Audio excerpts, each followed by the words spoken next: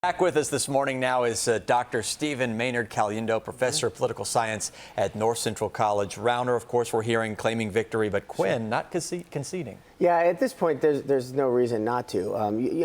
The major news organizations generally wait until the exit polls match up with the real results that come in. If it were that close, we wouldn't. I think we're waiting on the Virginia Senate race, for instance. I mean, if it's that close, you don't call it. But he has his reasons. He's waiting, but Rauner's not waiting. He made his speech last night, and it was fairly early. I thought I was going to have to wait till about 2 in the morning to hear a speech, but it was earlier than that. If it does turn out that, he concedes today or in the future, what do you think won the race for Rauner?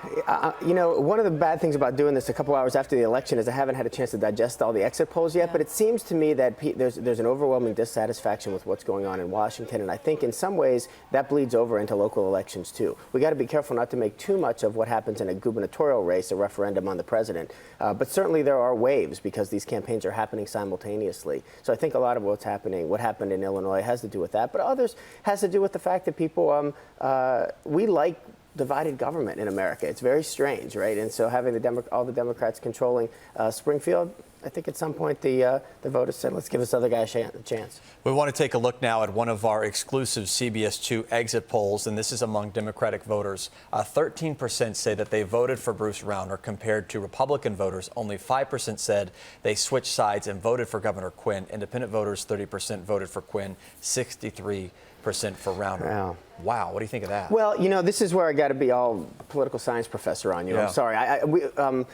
Self-reporting party identification is notoriously inaccurate. Far more people say that they're independent than their behavior actually reflects. And so I'm not sure how much to make of exit polls where we're talking about independent voters. The other reason I'm somewhat suspicious is because independent voters generally don't come out in midterm elections. It's almost all partisans that come out. So to see that high number of people reflecting that they are independent, it just makes me wonder exactly what those polls are saying.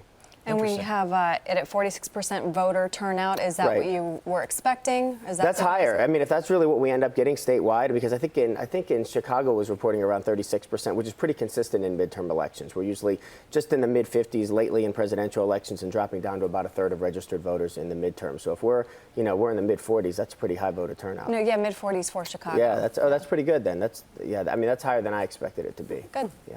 I think early voting has a lot to do with that too. Right. Got it.